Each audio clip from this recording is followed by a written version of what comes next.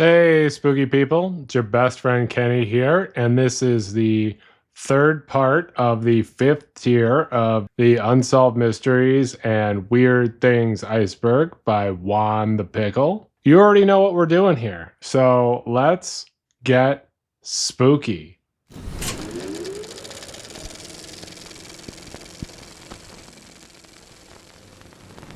The Demon Core. The Demon Core was the informal nickname given to a subcritical mass of plutonium intended for use in an atomic bomb during World War II as part of the Manhattan Project. It's infamous for being involved in two separate criticality accidents at Los Alamos National Laboratory in 1945 and 1946, which resulted in the death of two scientists. The Demon Core was a sphere of delta-phase plutonium weighing approximately 6.2 kilograms. Delta-phase plutonium is a specific allotrope of plutonium that is more stable at room temperature. It was intended to be used as the fissile core of the third atomic bomb, potentially for use against Japan if the war had continued, or testing. It was a backup in case the other two failed. Always be prepared, right? In its normal state, the Demon Core was subcritical, meaning it could not sustain a nuclear chain reaction on its own. However, it was very close to criticality. Criticality accidents occur when the fissile material unintentionally becomes critical, leading to a burst of neutron and gamma radiation. The Demon Core was involved in two such accidents. On August 21st, 1945, Harry Dagland, a physicist, was performing criticality testing on the Demon Core alone in a lab late at night. And he didn't know that based on basically every horror movie ever involving scientists, you don't, do this stuff alone late at night, right? He was attempting to build a neutron reflector around the core by stacking tungsten carbide bricks around it. The purpose was to see how close to criticality the core could be brought by neutron reflection. As he was placing the final brick, always the final brick, his radiation counters alarmed, indicating that the assembly was becoming supercritical. In trying to remove the brick, he accidentally dropped it into the center of the assembly. Oops. The criticality caused the core to go supercritical, emitting a burst of radiation. Dagland quickly disassembled the stack, stopping the reaction. Dagland received a lethal dose of radiation. He experienced severe radiation sickness and died 25 days later on September 15, 1945. On May 21, 1946, Louis Slotin, a Canadian physicist, and physicist Alvin C. Graves, along with several other observers, were performing another criticality test on the Demon Core. This time, it was a demonstration for other scientists. Slotin was using a beryllium hemisphere, which is another type of neutron reflector, to slowly lower over the Demon Core. He was using a screwdriver to maintain a small gap between the hemisphere and the core, controlling the rate of neutron reflection. The screwdriver slipped, causing the beryllium hemisphere to completely close around the plutonium core. This made the core go supercritical instantly, resulting in a blue flash of light and a wave of heat. Slotin reacted quickly by reaching in and knocking the top beryllium hemisphere off of the core with his hand, stopping the chain reaction. Slotin absorbed a massive, near-lethal dose of radiation. He shielded the others in the room from potentially even worse exposure. He experienced severe late radiation sickness and died 9 days later. Alvin Graves, who was standing closest to Slotin, also received a significant dose of radiation, but survived. Absolutely crazy how your screwdriver slipping or something falling into these things, that's how fragile this type of nuclear stuff is. Just a little oops can be this dangerous. Think about that. After the second accident and Slotin's death, the core became known as the Demon Core due to its association with these fatal accidents.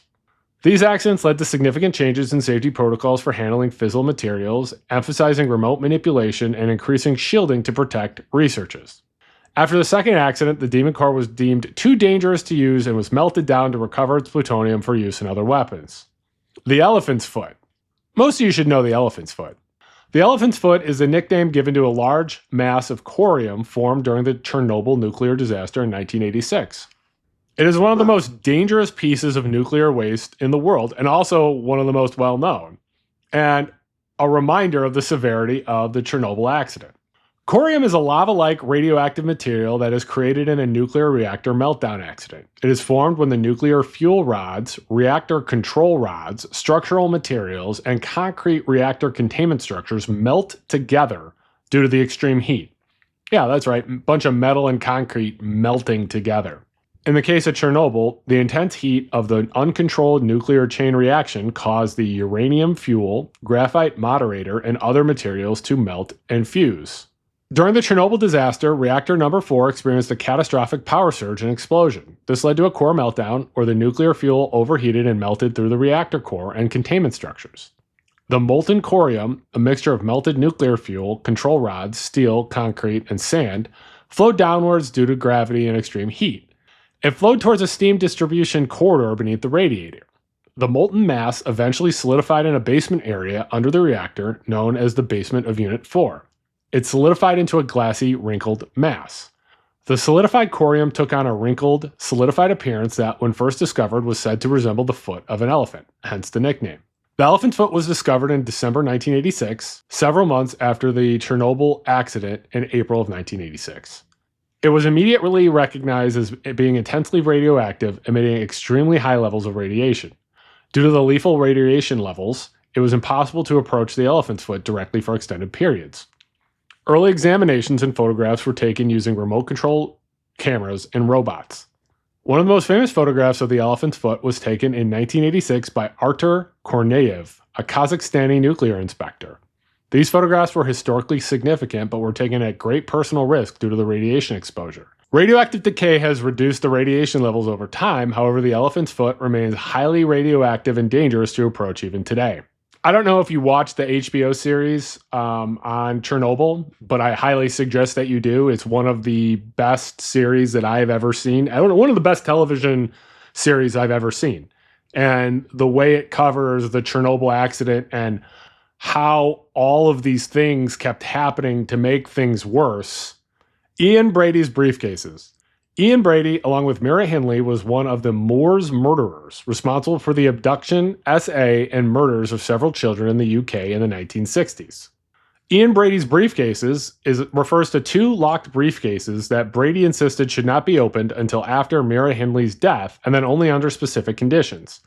These briefcases became a focal point in the ongoing investigation into the Moors murders, particularly concerning the unsolved case of Keith Bennett, one of the victims whose bodies was never found.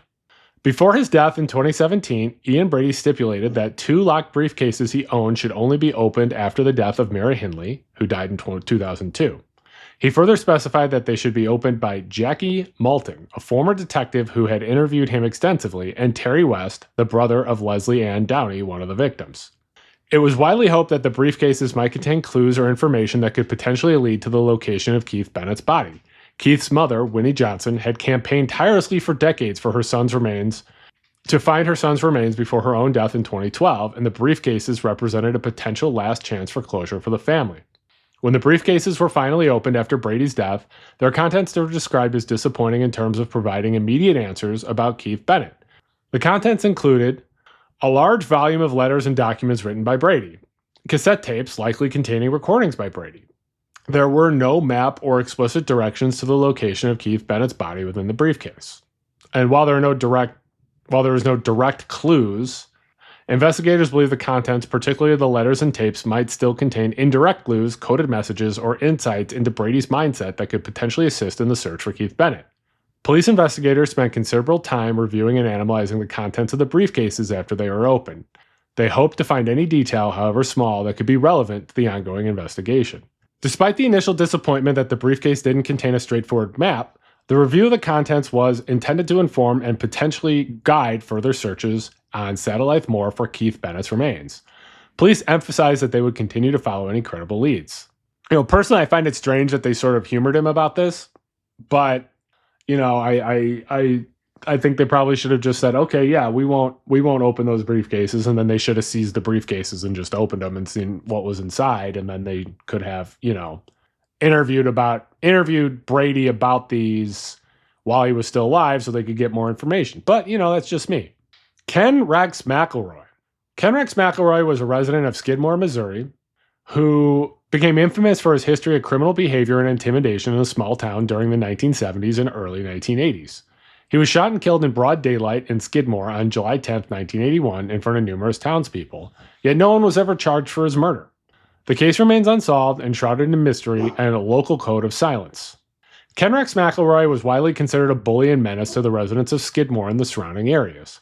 He was known for his intimidating behavior, theft, violence, vandalism, and his long record of arrests for various offenses, including burglary, assault, arson, cattle theft, and SA, for which he was convicted in 1961. McElroy was known for using intimidation and threats to control people and avoid consequences for his actions. People in Skidmore lived in fear of him and his potential for violence and retaliation. He essentially held Skidmore in a state of fear. He held it hostage for years. On July 10th, 1981, in daylight, on the main street of Skidmore, Missouri, McElroy was sitting in his pickup truck in the middle of town in the presence of a large group of townspeople, estimated between 30 and 45 people. Suddenly, shots rang out, and McElroy was killed. He was shot multiple times. Many people witnessed the shooting, but no one identified the shooter or shooters to law enforcement. The Nottoway County Sheriff's Department investigated McElroy's murder. Despite the large number of witnesses present, no one cooperated with the investigation or identified who fired the shots. A wall of silence descended over Skidmore. A grand jury was convened, but due to the lack of witness testimony, no indictments were issued. The murder of Ken Rex McElroy remains unsolved. Now, to me, this is sort of an F around and find out situation, right? This guy effed around for a very long time, and then he found out. And then no one was bothered by the fact that this happened to him. It sort of seems like he got his vigilante justice, But, say what you will, I don't agree with vigilante justice, but I'm also not surprised when it happens, because these are the types of things that happen. The Bohemian Grove Conspiracy. The Bohemian Grove Conspiracy is a set of theories surrounding Bohemian Grove, a restricted 2,700-acre compound and retreat located in Monte Rio, California, owned by the Bohemian Club, a private men's club based in San Francisco. Bohemian Grove is a secluded location where the Bohemian Club holds a 2-week summer encampment every year, typically in July. The Bohemian Grove is known for its highly exclusive and wealthy membership, historically composed of prominent business leaders, politicians, artists, musicians, and other influential men, primarily from the United States. Members have included U.S. presidents, cabinet officials, corporate CEOs, media executives, and artists. The Bohemian Club and the Bohemian Grove are officially described as a place for members to escape the pressures of modern life and enjoy nature, art, music, and camaraderie. The club emphasizes hijinks and artistic expression. I mean, who doesn't love hijinks? Leaving care behind. And the club's motto is "Weaving spiders come not here," meant to signify that business deals and care, or worldly worries, should be left outside the Grove's gates. The annual encampment begins with a theatrical outdoor ritual called the Cremation of Care. This ceremony is a central point of focus for many of the conspiracy theories. It is a play-like performance involving members dressed in costumes, including robes and masks, centered around the symbolic cremation of an effigy called Care, representing worldly concerns. The ceremony involves chanting, music, theatrical elements, performed in front of a large owl statue, which is a symbol of the Bohemian Club. Conspiracy theories often misinterpret the Cremation of Care ceremony as a pagan ritual, a cult practice, or even a symbolic human sacrifice. They often focus on the costumes, the owl statue, and the dramatic nature of the performance to suggest sinister undertones. Some of the conspiracy theories surrounding Bohemian Grove involve secret world government / shadow government. The most prominent conspiracy theory is that the Bohemian Grove is a place where powerful men secretly meet to plan world events, manipulate global politics, and establish a new world order. Always a new world order. There are so many new world orders, and they're all coming for us, and a new one each time. The theory believes that decisions involving global policy, economics, and even wars are made at these secret gatherings. The cremation of care ceremony is often interpreted as evidence of occult practices, pagan worship, or even satanic rituals being conducted within the Grove. The Grove is also seen as a meeting place for a secret cabal of elites who control society from behind the scenes, furthering their own agendas and maintaining their power. Some theories focus on the idea that Bohemian Grove is a place for the wealthy and powerful to engage in immoral and decadent behavior away from public scrutiny. The Bohemian Club and its members consistently describe the Grove as a private retreat for relaxation, artistic expression, and socializing among like-minded individuals. It emphasizes the artistic and social nature of the encampment and deny any political or conspiratorial agendas. Of course, Nobody who has a conspiratorial agenda admits to having a conspiratorial agenda, right? While membership is exclusive, the names of many Bohemian Club members are publicly known. The cremation of care is acknowledged to be a theatrical performance written and performed by club members, intended to be symbolic and humorous, not a literal occult ritual. The owl is simply the club's mascot, representing wisdom and the club's motto. Despite decades of conspiracy theories, there is no credible evidence to support claims of secret world government meetings or sinister plots being hatched at Bohemian Grove. The theories rely heavily on interpretations of the cremation of care ceremony and the secrecy surrounding the club. Our old buddy Alex Jones famously infiltrated Bohemian Grove in 2000 and filmed parts of the cremation of care ceremony. He used this footage to promote his conspiracy theories about the Grove being a site of occult rituals and secret government meetings. His sensationalized portrayal of the Grove has fueled many of the modern conspiracy narrative. Now look, whenever you have these secret meetings with, secret clubs with a bunch of famous people, conspiracy theories are always going to pop up. I don't know. I'm not famous. Maybe famous people prefer to be around more famous people. Maybe it's easier to relate to people who are under the same sort of scrutiny as they are. I don't know. Do I believe in rituals and shadow government and New World Order conspiracy theories? No, I don't. I don't believe people are plotting out these events like this. And, I think most people who believe that type of stuff are, generally right-wing conspiracy theorists who are looking for reasons to, be conspiratorial. When you're looking for conspiracies, everything can look like a conspiracy. The Big Gray Man. The Big Gray Man is a legendary creature or phenomenon said to haunt the summit and misty slopes of Ben Macdui, the highest peak in the Cairngorm Mountains of Scotland. It's a prominent figure in Scottish folklore and mountaineering lore, often described as a large, shadowy, humanoid figure that inspires feelings of unease, dread, and even terror in those who encounter him. He's typically described as a large, vaguely human-like figure that is very tall and broad-shouldered. Its appearance is often described as gray, shadowy, or misty, blending in with the mountain mists and granite. He is not always seen clearly, but sensed or felt. Big is a key part of the description, emphasizing his imposing size compared to a normal human. Sightings and feelings associated with the Big Gray Man are most common in misty and foggy conditions on the Ben Macdui's summit. Encounters with the Big Gray Man are often described as sensations and feelings rather than clear visual sightings. People report a sudden overwhelming feeling of unease or dread, often accompanied by a sense of something large and unseen nearby. They report feelings of being watched or followed, even when alone by the mountain summit. They report hearing heavy footsteps or crunching sounds in the gravel or snow, as if a large figure were walking nearby, though no one is visible. In some accounts, people report fleeting glimpses of a large gray figure in the mist. In some accounts, people report fleeting glimpses of a large gray figure in the mist, but clear visual sightings are less common than the feelings of and presence and dread.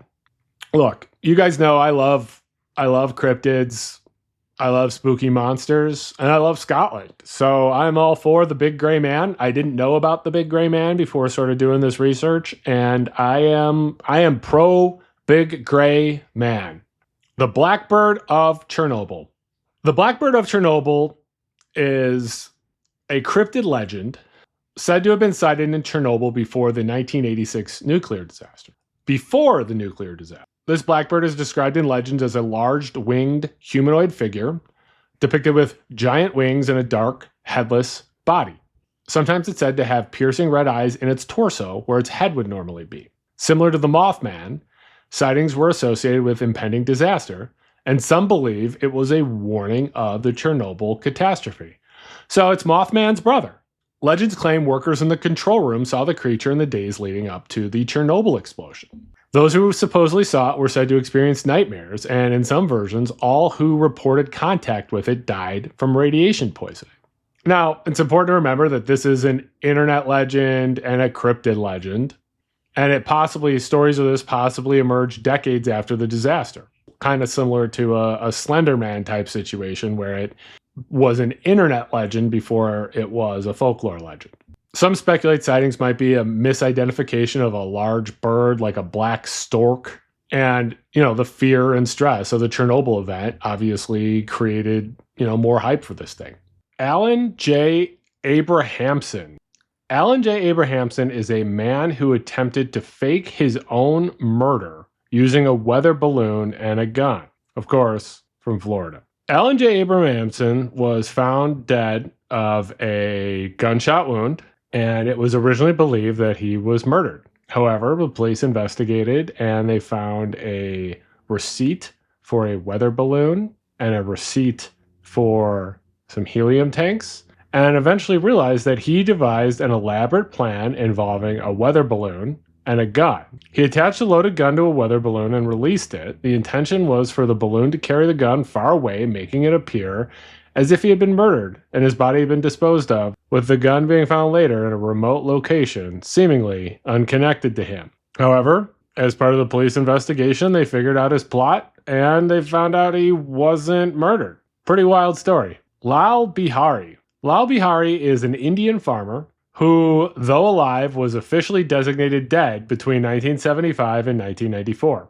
He fought with the Indian bureaucracy for 19 years to prove that he was alive. And he would eventually found the Association of Dead People to highlight and advocate for other cases like his. Kind of wild that he had to sit there and say, hey, I am alive. Will you stop telling me that I am dead? But, you know, whatever. That's government for you, right? Gary Devore. Gary Devore was a Hollywood screenwriter known for writing action films like The Raw Deal, starring Arnold Schwarzenegger, and The Dogs of War, which starred Christopher Walken. Great actor. Gary Devore disappeared on June 28, 1997, when he was supposedly driving from his mother's house in Calabasas to his home in Carpinteria, California. The drive should have taken him about 90 minutes. He was driving his Ford Explorer at the time. A large-scale search was launched involving helicopters, planes, and hundreds of people, but no trace of Devore or his vehicle was found initially. Over a year later, on July 31st, 1998, Devore and his Ford Explorer were discovered submerged in the California Aqueduct near Palmdale, California. The vehicle was found submerged below a bridge over the aqueduct. The location of Devore and his car were found was significantly off his expected route from Calabasas to Carpinteria. Palmdale is in the desert, far east of his likely path. The initial coroner's report listed his cause of death as undetermined. In 2010, years after his discovery, a second autopsy was performed at the request of Devore's widow. The autopsy concluded that the evidence was more consistent with homicide than accidental death. The forensic pathologist in the second autopsy stated that the decomposition of Devore's remains was not consistent with being submerged in water for over a year. There were no skid marks or signs of an accident at the location where the car went into the aqueduct, further raising suspicion. The case remains officially unsolved. While the first autopsy was inconclusive, the second autopsy pointed towards murder, and the circumstances of the vehicle being so off course and submerged with the aqueduct, along with the lack of evidence, contribute to the mystery. There's been no clear motive for his murder. Given Devore's profession as a screenwriter, theories range from professional rivalries to personal conflicts, but those are speculative. Despite the suspicions of murder, the case is cold, with no arrest or definitive answers about what happened to Gary Devore. That's one of those rare cases, again, where if it was murder, you know, the murderer got away with it. And it seems to be a pretty wild plan to have gotten away with it there. The Vela Incident. The Vela Incident is an event that occurred on September 22, 1979 in the South Atlantic Ocean. It involved the detection of a double flash of light by a U.S. Vela satellite, which is designed to monitor nuclear explosions. The double flash is characteristic of a nuclear detonation in space. A Vela Hotel 691 satellite picked up a unique double flash of light in the South Atlantic between the Bouvet Islands and the Prince Edward Islands. The double flash is a signature of a nuclear explosion in the atmosphere. It's characterized by an initial bright flash, followed by a slightly longer and less intense second flash. The double flash strongly suggested a low-yield nuclear test. If it was a nuclear test, the most likely culprit was considered to be apartheid-era South Africa, possibly in collaboration with Israel. Both countries were suspected of developing nuclear weapons at the time, and the location made sense. The U.S. government launched an investigation to determine if it was indeed a nuclear test. A scientific panel led by Dr. Jack Runa was convened to analyze the data. The Runa panel concluded in 1980 that while they couldn't definitively rule out a nuclear explosion, the double flash was probably not from a nuclear event. They suggested alternative explanations such as a zoo event, which would be an instrument malfunction, a micrometeoroid impact on the satellite, or sunlight glinting off debris. Despite the Runo panel's conclusion, the Vela incident remains highly debated. Many scientists and intelligent analysts believe it was a nuclear test. And, to be fair, both South Africa and Israel would become nuclear powers. Letta the Doll. Letta the Doll is a supposedly haunted doll. Kerry Walton, an Australian man, claims to have found the doll in 1972 under a supposedly haunted abandoned house in Wagga Wagga, New South Wales, Australia. That's a hell of a name of a town right there. He was revisiting his own town and, driven by a childhood fear of the house, decided to explore it. He found the doll under the floorboards. Kind of a weird story. Seems kind of implausible to me. Walton named the doll Letta Me Out, often shortened to Letta, because he claims that what he felt the doll was saying to him. Letta is a wooden puppet about 2 feet tall. It has human hair, which is creepy. The head can swivel, and it has a crude, unsettling face. It's dressed in simple, old clothing, and the style of the doll and its construction suggest it is a marionette. Walton and others have reported a wide range of paranormal phenomena associated with the doll, including the fact that the doll is said to move on its own. This includes changing positions, rocking, and even appearing to walk. Walton claims the doll leaves tiny little footprints. People report hearing tapping, scratching, or other unexplained noises around the doll. Other people feel a strong sense of unease, sadness, or even fear in the presence of the doll. Dogs are said to react negatively to it, barking or cowering. And we know dogs are great at judging things and people, so. The origin of the doll is unknown, leading to several theories. The most commonly believed theory is that Letta is an Eastern European doll, possibly a Romanian or Gypsy puppet, and around 200 years old. The human hair and overall style support this. It's suggested that it may have been made for ritualistic purposes and not as a child's toy. Some believe that the doll may have been created to house the spirit of a deceased person. Others believe the doll may have been made as a prop for a play or show. Kerry Walton still owns Letta and frequently makes appearances with the doll at paranormal conventions and on television shows. He maintains that the doll is genuinely haunted and continues to share his experiences. Letta has become a minor celebrity in the paranormal world. I think that this whole story is pretty suspect. The origin story of the doll is very weird and seems way too much like a movie or too theatrical. I found this doll under the floorboards of an abandoned house. It's pretty clear that he absolutely wants this Walton guy pretty much absolutely wants people to think that this doll is haunted and seems to enjoy the spotlight that it brings. So I'm pretty skeptical. Pheasant Island. Pheasant Island is a small, uninhabited river island located in the Bidosa River, which forms part of the border between France and Spain. It's famous for its unique and unusual political status. It's a condominium, meaning that it's jointly governed by both France and Spain. The island is situated near the point where the Bidosa River empties into the Bay of Biscay of the Atlantic Ocean. It's closer to the French bank than the Spanish bank, but still definitively within the river's course that marks the border. Pheasant Island is very small, approximately 660 feet long and 130 feet wide. It's mostly covered in grass and a few trees. There's a single monument on the island commemorating the historical events that took place there. There are no permanent residents. France and Spain alternate control of the island every 6 months. From February 1st to July 31st, the island is under Spanish sovereignty. From August 1st until January 31st, it's under French sovereignty. The change of administration is a formal ceremonial event. So this is kind of a cool story. I'm kind of impressed. Good for France and Spain for getting together and deciding that they weren't going to fight over this little piece of land and they were just going to own it together. They're just going to share it. Sharing is caring, right? The Mickey Mouse sex tape. The Mickey Mouse sex tape is a piece of lost media.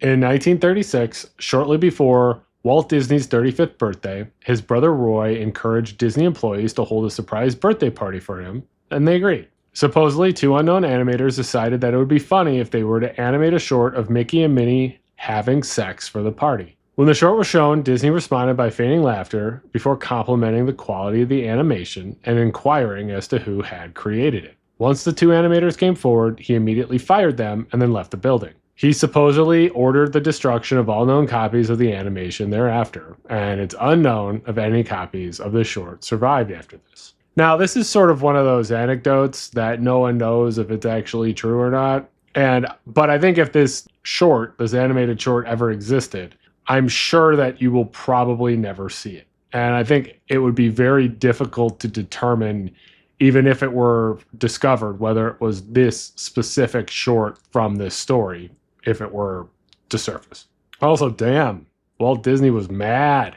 The death of Zigmund Adamski. The death of Zigmund Adamski is one of the most baffling mysteries in British history, and it has been linked to UFO lore. In June 1980, in West Yorkshire, England, Zigmund Adamski, who was a 56-year-old Polish-born coal miner, disappeared. He left his home on June 6, 1980, to go shopping for potatoes, and he never returned. He had been in good spirits, planning his goddaughter's upcoming wedding.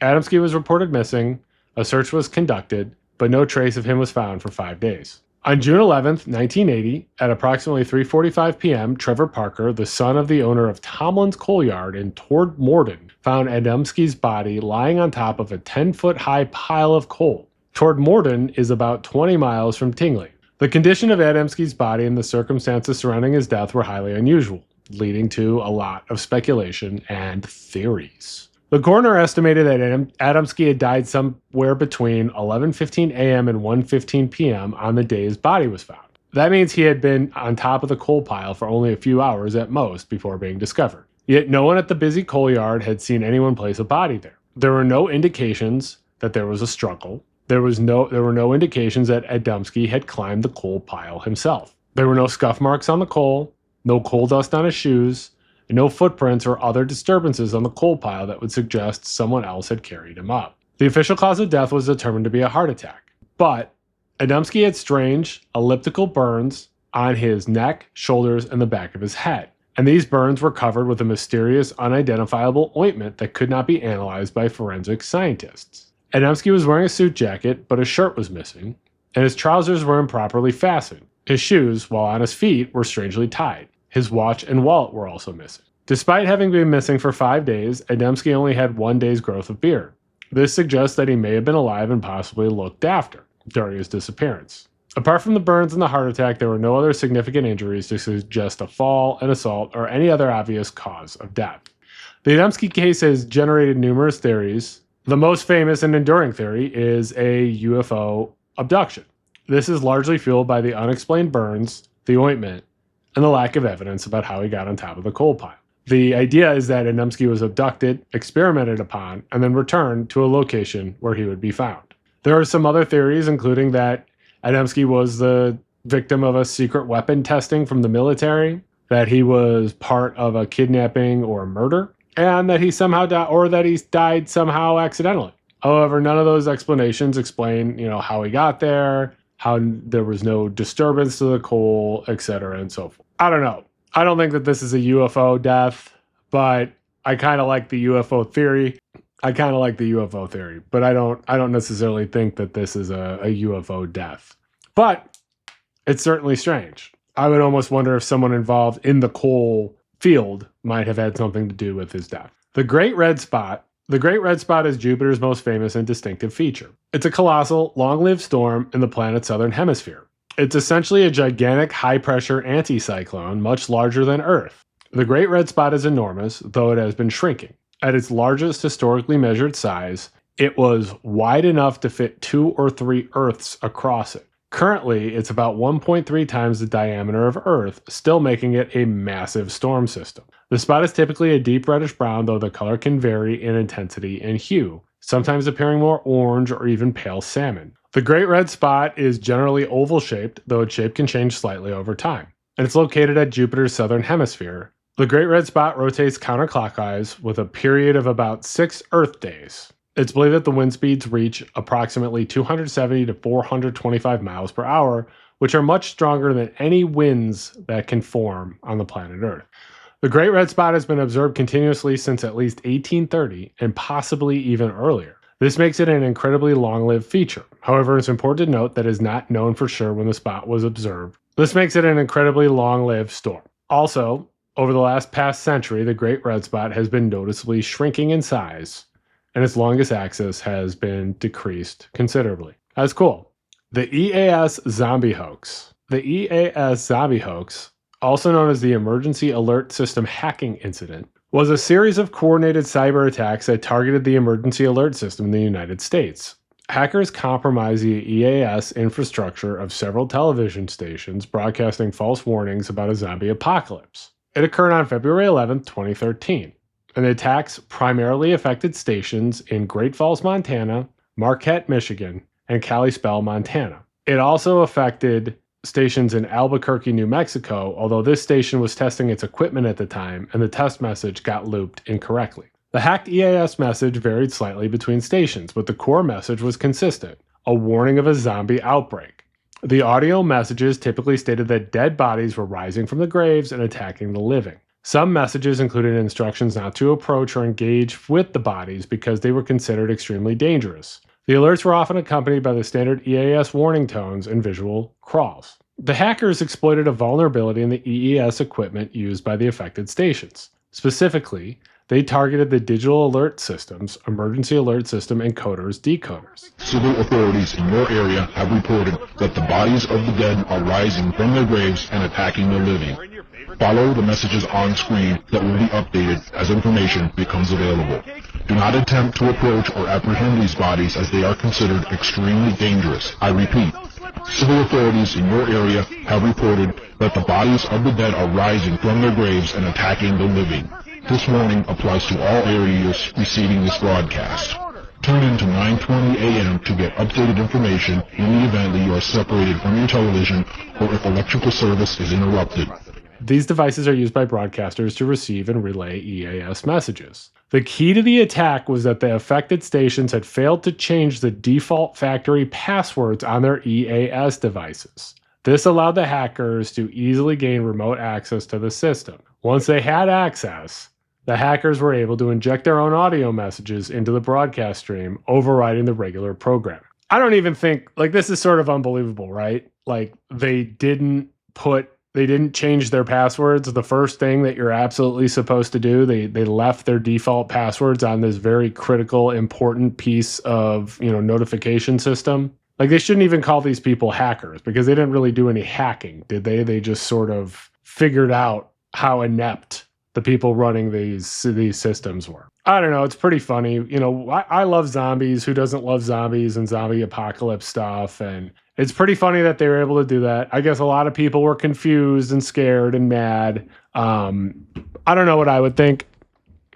I think if I saw on TV a claim that the zombie apocalypse had started, I would like to think I wouldn't necessarily believe it and would, check the internet before I freaked out. And 2013 was, recent enough that you should have been able to check Twitter or Facebook to find out if there was the zombie apocalypse occurring, right? So, but still pretty wild, pretty crazy that the people in charge of those systems were that incompetent. The King Kong Spider Pit Scene. The King Kong Spider Pit Scene is another piece of lost media. It's from the original 1933 King Kong, and it's one of the most famous and sought-after pieces of lost film footage in cinema history. It's a scene that was cut from the film before its release, and despite numerous attempts to find it, only stills and production notes remain to give a sense of what it was like. The Spider Pit sequence was intended to occur after Kong shakes several sailors off a log bridge into a ravine. In the cut sequence, the surviving sailors fall into the ravine and land in a pit at the bottom. There they are attacked by a terrifying array of giant creatures, including giant spiders, crab-like creatures, so also kind of spidery, tentacled creatures, and lizard-like creatures. The scene was filmed using stop-motion animation by Willis O'Brien, who was the special effects master behind King Kong. It was intended to be a horrifying and suspenseful sequence showing the gruesome fate of the sailors who pursued Kong. There are several reasons given for the scene's removal, all based on accounts from the filmmakers and preview audiences. The most common explanation is that the scene was simply too horrific for audiences of the time. Preview audiences reportedly reacted very negatively to the violence and gruesome nature of the creatures and the attacks. Some accounts claim people screamed, fainted, or even ran out of the theater. Another reason given is the scene slowed down the film's pacing. After the exciting log bridge sequence, the Spider Pit scene was seen as a digression that interrupted the momentum of Kong's rampage on Skull Island. The Spider Pit scene has become a holy grail for film historians and fans of King Kong. Despite extensive searches, no surviving film elements of the scene have ever been found. The most likely scenario is that the original negative and any prints of the scene were destroyed shortly after the film's release. Studio practices at the time often involved discarding cut footage to save space and reuse the film stock. Over the years, there have been numerous rumors and hoaxes claiming that the footage has been found, although none of these have been proven to be true. There's a slim possibility that a print of the scene might exist in a private collection, but this is considered highly unlikely. The WKCR hacking incident. The WKCR hacking incident occurred on August 14, 1977, and it's a unique event in radio history. It wasn't a physical hijacking of the station, but rather an unauthorized rogue broadcast that interrupted the regular programming of WKCR-FM, Columbia University's student-run radio station. WKCR is a non-commercial student-run radio station based at Columbia University in New York City. It's known for its diverse and often experimental programming, like most college radio stations, right? The incident occurred on the evening of Sunday, August 14, 1977, during the station's regular classical music programming. At approximately 8:20 p.m., the regular broadcast was abruptly interrupted by an unauthorized transmission. The hijacking broadcast consisted of a rambling, disjointed, and often nonsensical monologue delivered by a male voice. The speech was laced with profanity, religious and philosophical ramblings, and political statements. The speaker identified himself as John the Divine, or sometimes just John. Key themes of the message included claims of being a messenger from God or a divine being, criticism of the U.S. government, the CIA, and other institutions, references to conspiracy theories and secret societies, announcements of impending doom or apocalyptic events. Sounds like most baby boomers' Facebook pages, right?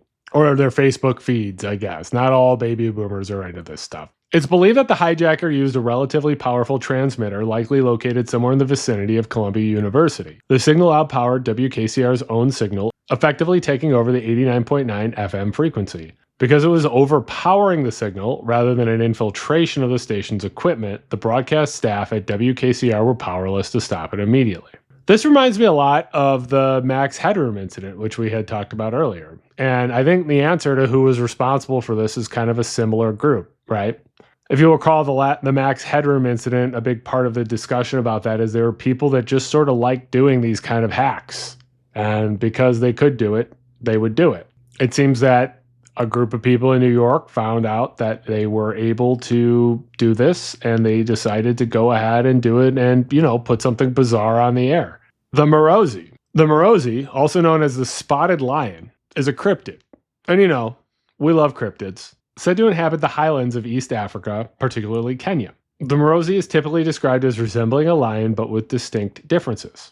It's generally reported to be smaller than a typical African lion, closer to size of a large leopard or a lioness. The most defining characteristic is the presence of spots, similar to a leopard's, on its coat. These spots are often described as being faint or faded, particularly in adult animals. The base coat color is typically described as a light tawny or grayish color, not the bright golden yellow of a typical lion. Male Marozis are sometimes described as having a very short, sparse mane, much less developed than a typical lion's mane, or no mane at all. The Marozi is reportedly found in higher altitude areas, such as forests and mountainous regions, rather than the open savannas where lions are typically found. The evidence of Marozi's existence are primarily anecdotal, based on sightings and reports from local people and, in a few cases, European hunters and explorers. Indigenous communities in East Africa have long-standing traditions and stories about a spotted lion that lives in the mountains. There are theories about the Marozi, right? The first is that it's an undiscovered species or subspecies. Some sort of undiscovered lion or type of lion that has adapted to a higher altitude or forested environment. Certainly a cool idea, but I think probably unlikely. Another idea is that it's a lion-leopard hybrid, a liguar or a leopard. They have been able to breed lions and leopards in captivity. However, those are generally found to be infertile. So it's unlikely that those animals breeding would be able to create a species that is able to live in these areas. Another theory is it's just misidentification. People misidentifying leopards or lions or seeing something on a lion that could be dirt or something else explained. I think it's probably most likely that these are misidentifications of other animals, though I love the idea of some sort of lion that we don't know about running around, love it. Love big cats, love cryptids. I'm all here for the cryptid lion. I want it to be real. The Mokele-Mbembe. The Mokele-Mbembe is another cryptid that is said to inhabit the Congo River basin of Central Africa. It is a famous and enduring cryptid described as a large, long-necked aquatic or semi-aquatic reptile and frequently compared to a sauropod dinosaur. It's described to be very large, ranging from the size of an elephant to considerably larger, with a long neck compared to that of a swan or a giraffe, but thicker, a relatively small head, and a long, powerful tail, as well as 4 short, stout legs like an elephant or rhinoceros. Now, again, there are a lot of theories about this animal, and one of the most sensational is that this is a surviving dinosaur. I think it's very unlikely that there are surviving dinosaurs in Africa, but I would like that to be true. I think that would be cool if it were true. Another and the more likely theory is these are just, misidentified animals.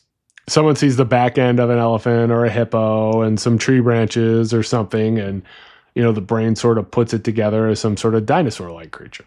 Again, I would love for this to be a cryptid or a monster or a dinosaur, but I think it's most likely a misidentification. The Falcon Lake Incident. The Falcon Lake Incident, which occurred on May 20th, 1967 near Falcon Lake in Manitoba, Canada, is one of the most well-documented UFO cases in history. It involved a direct physical encounter with an alleged unidentified flying object, a UFO or a UAP, leaving the witness with physical injuries and lasting effects. Unlike many UFO reports that rely solely on anecdotal witness testimony, the Falcon Lake case had physical evidence, medical reports, and a government investigation. Stephen McCulloch was a Polish immigrant and amateur geologist. He often prospected for minerals in the wilderness around Falcon Lake. McCulloch was considered a reliable and honest individual with no history of mental illness or fabrications. On May 20th, 1967, McCulloch was prospecting in White Shell Provincial Park near Falcon Lake. He was examining a quartz vein when the incident occurred. He first observed 2 cigar-shaped objects descending from the sky. One object landed on a flat rock about 160 feet away, while the other hovered briefly before flying off. According to McCulloch, the landed object changed shape, becoming more disc-like. It glowed a reddish color and had a dome on top. McCulloch spent about a half an hour sketching the object, noting details like its smooth metallic surface and various lights. He heard whirring noises and a hissing noise coming from the object. He also noticed a strong smell of sulfur. A door opened on the side of the object, revealing a brightly lit interior. McCulloch heard voices coming from inside, but couldn't make out any of the words. McCulloch approached the object and called out, first in English, then in several other languages he knew, including Russian, Polish, and German. He received no response. Cautiously, McCulloch peered inside the open doorway. He saw a panel of flashing lights and beams of light, but no occupants. As McCulloch reached out to touch the object's surface, the object suddenly rotated, and a grid-like exhaust vent on its side emitted a blast of hot gas. The blast set McCulloch's shirt and undershirt on fire. He ripped off the burning clothing and was thrown backwards. He suffered immediate burns to his chest and abdomen in a grid-like pattern corresponding to the vent. The object then closed its door and ascended rapidly, leaving a swirling cloud of air and a strong smell of sulfur. McCulloch felt nauseous immediately, and he experienced a severe headache and began vomiting. He stumbled through the woods back to his motel, disoriented and in pain. He sought medical attention, first in Falcon Lake and later in Winnipeg. Doctors documented his burns, which were consistent with his story, a grid-like pattern of first and second-degree burns. He also suffered from nausea, headaches, diarrhea, weight loss, and blackouts for weeks after the incident. McCulloch's burned shirt and undershirt were recovered and analyzed. The landing site showed evidence of a disturbance, a circular area about 15 feet in diameter where vegetation had been flattened or removed. Elevated radiation readings were found at the landing site, particularly in a crevice in the rock. Samples of soil and McCulloch's clothing also showed elevated levels of radiation, and a piece of melted, highly radioactive metal was later found wedged in the rock fissure. This event was investigated by the Royal Canadian Mounted Police and the Royal Canadian Air Force. The U.S. Air Force also investigated the case. However, neither entity has released definitive findings about what happened. Now, I believe that this is probably some sort of spacecraft, some sort of experimental spacecraft that was probably being used by Canada, United States, Russia, one of those. Some sort of piece of secret military aircraft or some sort of satellite or drone even.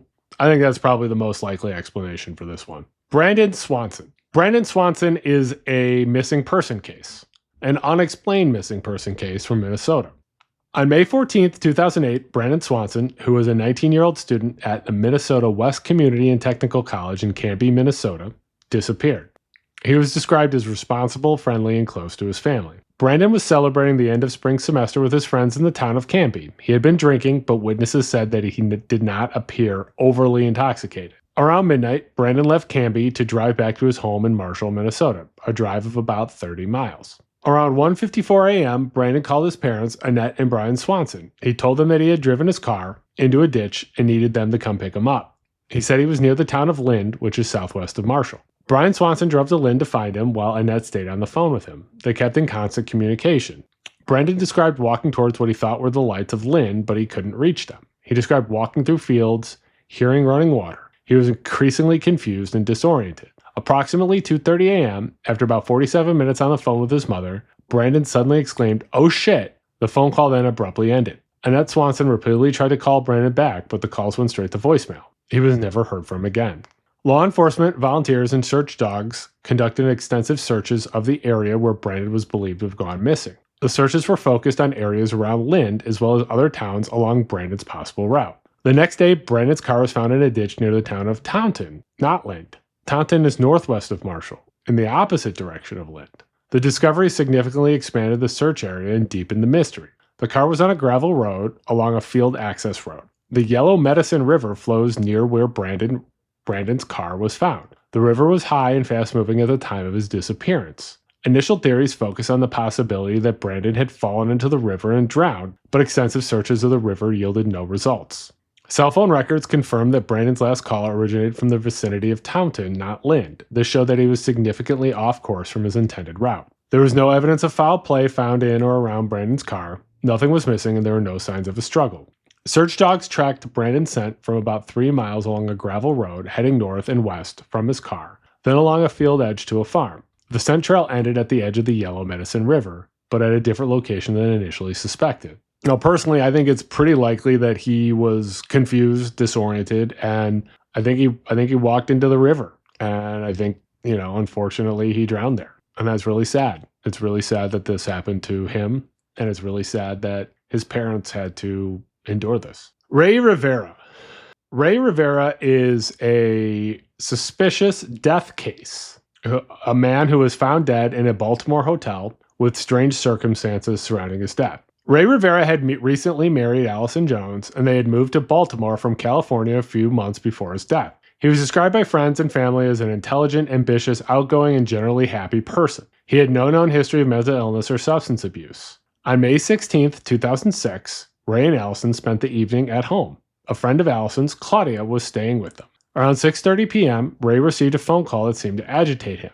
The call came through the Stansberry & Associates switchboard, making it impossible to trace. The identity of the caller and the content of the conversation are unknown. Immediately after the phone call, Rey rushed out of the house, seemingly in a hurry without explanation of where he was going.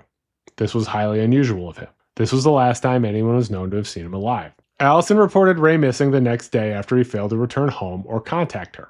Rey's car was found in a parking lot near the Belvedere Hotel in Baltimore, a few blocks from his workplace. 8 days after his disappearance, Rey's body was discovered inside a closed, unused conference room on a lower level of the Belvedere Hotel. The room was accessible through a hole in the roof. The hole in the roof was the strangest part of the scene. It appeared that Rey had fallen or jumped through the roof, landing on the floor below. The hole was relatively small and irregularly shaped. Rey's injuries were extensive and severe, including multiple broken bones, a collapsed lung, and head trauma. The medical examiner ruled the cause of death as undetermined due to the unusual circumstances.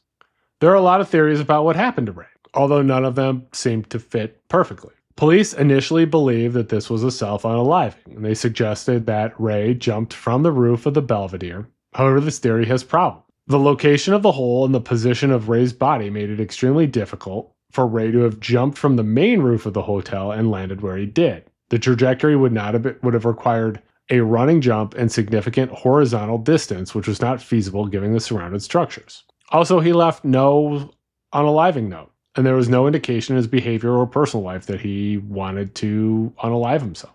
Another possibility is that Rey accidentally fell through the roof while exploring the building. Access to the roof was restricted, however, and it's unclear why Rey would have been up there in the first place. There are also theories that Rey may have been murdered. Now, personally, I believe that this might have been an urban exploration issue, or it also could have been possible that he was just sort of wandering, whether he was intoxicated or other reasons, and had a fall. I believe the fall theory. I understand that there's some suggestions that it wasn't feasible, but I think you would be surprised at how of the ways that people find to hurt themselves. The Highway of Tears. The Highway of Tears is a 450-mile stretch of Highway 16 between Prince George and Prince Rupert in British Columbia, Canada. It has become infamous for the extraordinary high number of women, mostly indigenous, who have gone missing or have been murdered along this route since 1970. It is called the Highway of Tears to be an evocative symbol of the systemic violence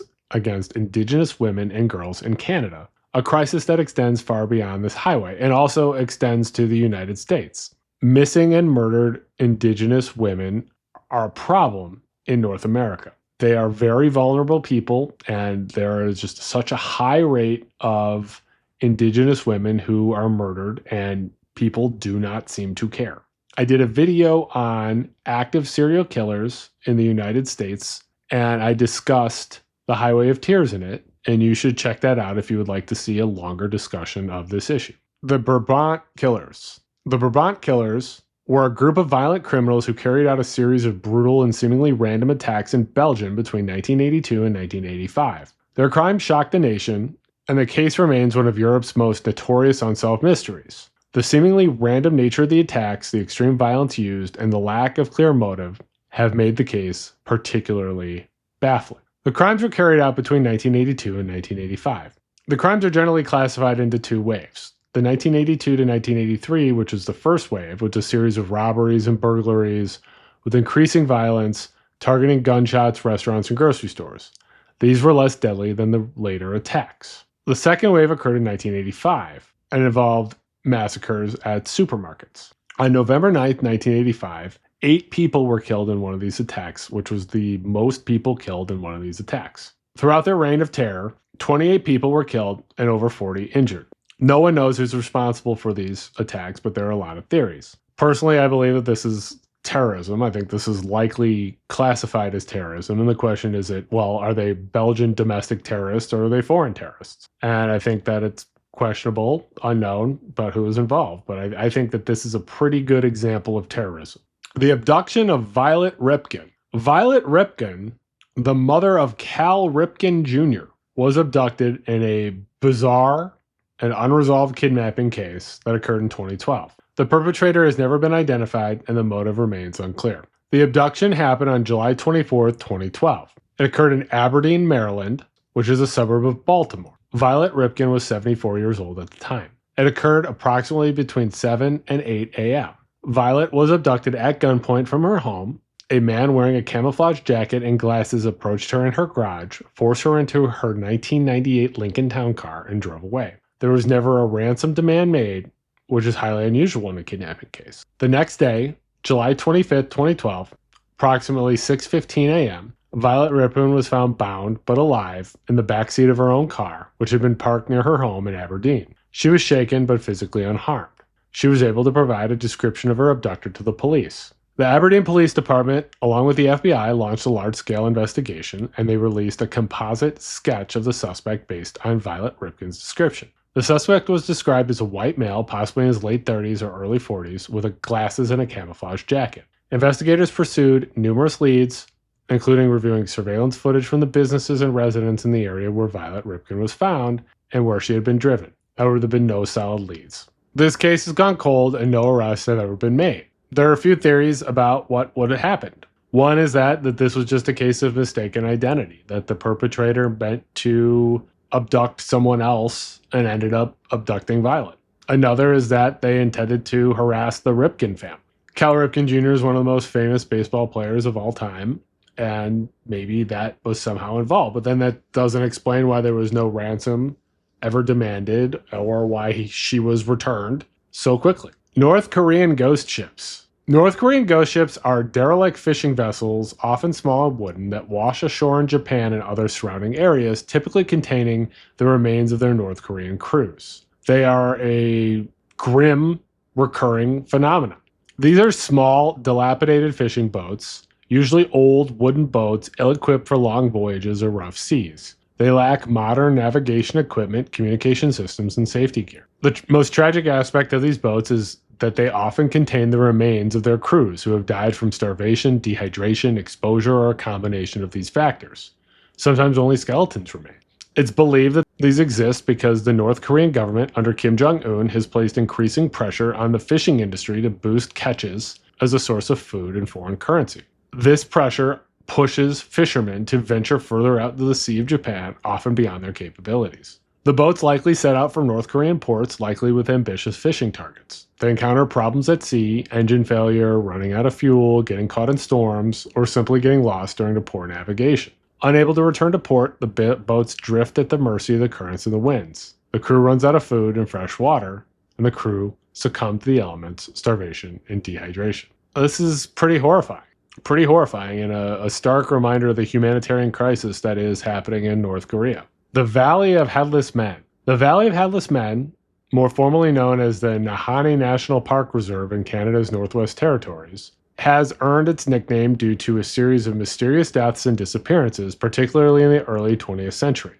The park is located in the southwest part of the Northwest Territories, and it's characterized by deep canyons, towering waterfalls, hot springs, and dense forests. It's incredibly remote and difficult to access. The Valley of Headless Men moniker primarily stems from a few key incidents and a broader sense of mystery.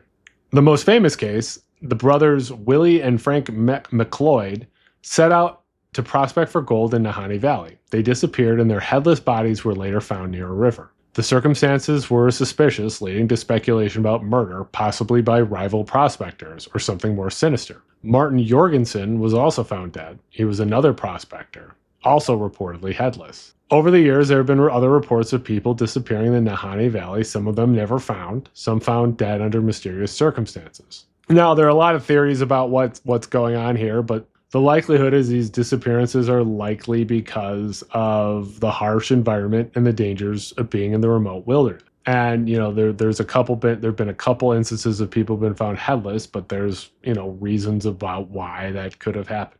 Animals, and of course there's also foul play, so that doesn't mean that there is necessarily some sort of paranormal aspect involved here. Cap Dwa. Cap Dwa is a purported two-headed Patagonian giant said to be over 12 feet tall, whose mummified remains have been displayed as a sideshow attraction. As the story goes, at some point around 1673, although some accounts place it in the early 1900s, a giant with two heads was allegedly captured by Spanish sailors in Patagonia.